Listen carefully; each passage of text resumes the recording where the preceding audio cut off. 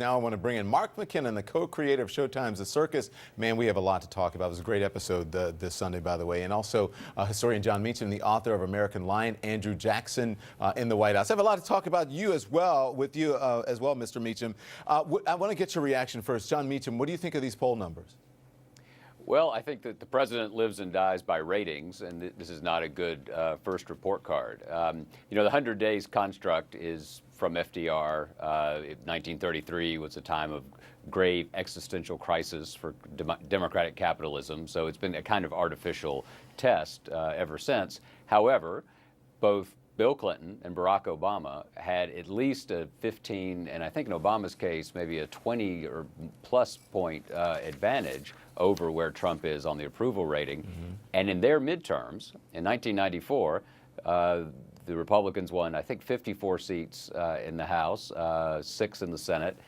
And in 2010, I think it was 63 seats in the House and about 6 or 8 in the Senate. So, and numbers after the 100 days tend not to go up.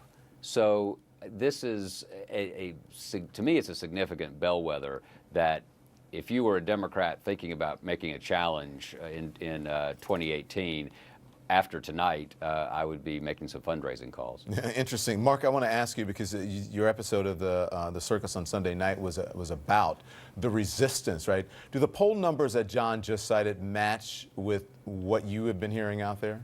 They do. It shows there's a lot of energy on the left, although the left, just like the Republican Party was for so many years, is divided, because you kind of have purists on one side and kind of the old guard on the other. We saw Dianne Feinstein town hall, and I remember when we all thought she was a liberal from San Francisco, and now she's being booed by the progressive left, which is kind of an interesting development. I'm really struck by the poll because I've never seen a poll that had where you had such a majority of people who think their country's on the right track and think the economy's doing well, and that's so disconnected from the favorability of the president. Generally, those things are tied together. And I'll tell you what that means to me. It means that it doesn't really matter much what Trump does. There's going to be a lot of those people that just don't like him, and a lot of his supporters that are going to stick with him regardless. Mm-hmm. It's interesting, and I wonder how long that's going to happen if he continues to flip-flop, or at least not keep the promises to this date that he promised out on the campaign trail, Mark, because tonight the president spoke to both the Canadian and Mexican leaders and agreed not to terminate NAFTA, which he spoke so much about on the campaign, and even last week out on the campaign trail, and even last week. The president just reversed not only a campaign promise, but a view he held as recently as last week? I think his supporters are going to give him a lot of latitude. They have already. They did during the campaign. I think they look at him much more stylistically. I mean, those are the cues that they take from him. I heard a wild theory from a supporter and a colleague, somebody we both know, that was saying that there was actually sort of an intentional or strategic design to not getting a lot done because his supporters thought that Obama did too much, so they don't want Trump to do too much. That is boy, they are finding a silver lining. I like that one. Very creative.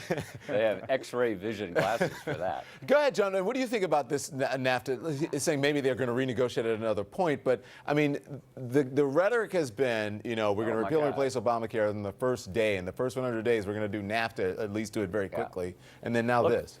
The one consistent thing, really, in Donald Trump's quasi-political career, going back to appearances in the late 1980s on Donahue, I think on the Today Show, has been about bad trade deals. And NAFTA, since its passage, negotiation under several presidents, but its ratification in 1993, has been a populist staple anti-NAFTA sentiment. This is what Ross Perot ran on. Remember, this is when got 19% back when that was back when 19% meant something, and this is what Pat Buchanan ran on in 1992 and 96. I'm interested in what Mark said. My sense is all of us have a strike count in life. Maybe it's 3 strikes, maybe it's 6 if you're lucky, and I do wonder what Trump's strike count is with his supporters. Yeah. If it's no wall, if it's NAFTA stands, if it's no infrastructure, at what point do they begin to think, you know what, I'm glad Hillary Clinton's not president, but I don't really want this guy? Yeah, and again, he said he may renegotiate it in the future. Not that he's dropped it altogether, but again, the whole point was to do it. But Don, as you know, whenever Trump says, "I'll have something in 2 weeks," that's his tell that he's bluffing. That's like the birth certificate. I've got something coming on that soon. When he punts, that ball goes a long way. Yeah. Okay. So I want to ask you about, again, the poll in particular. Has President Trump done a good job choosing top advisors? Okay. 56% of people say no. What do you think is behind that? Mark McKinnon and then John.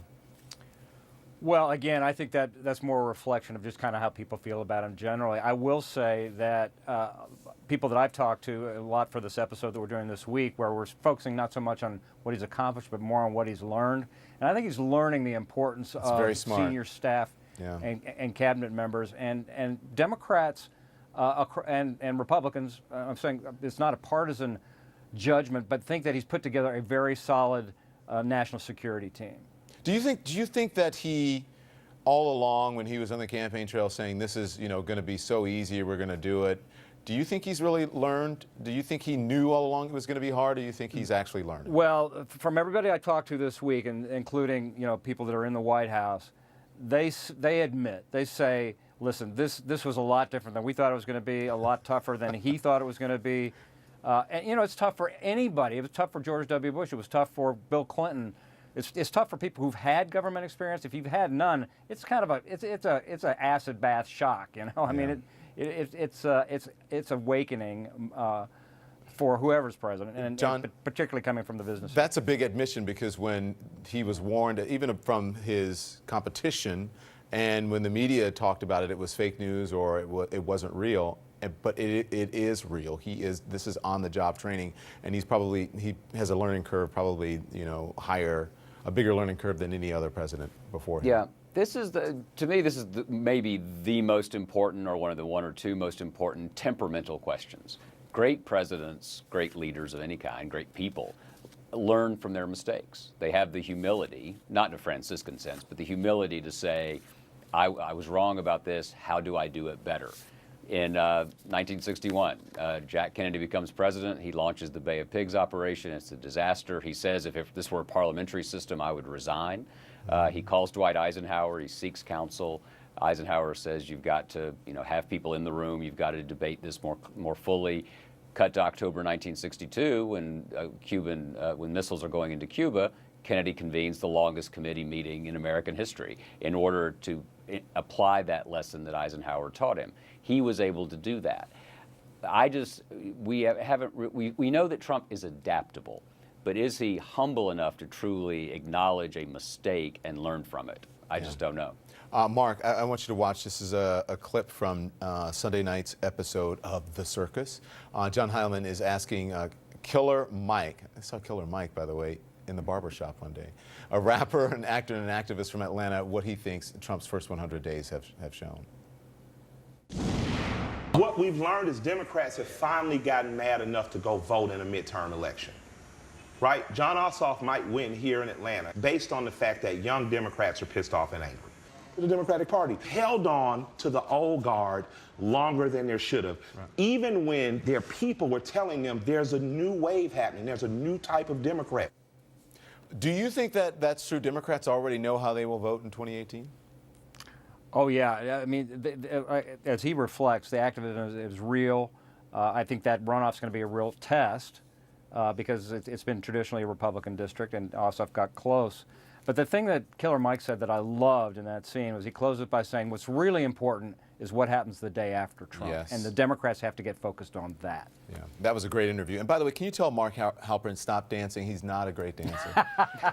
For the Easter egg roll. Yeah, that hurt, didn't it? That really I was hurt. watching and I'm like, wow, that was bad. That was a little Wayne's World kind of shit there. Thank you, gentlemen. Always a pleasure.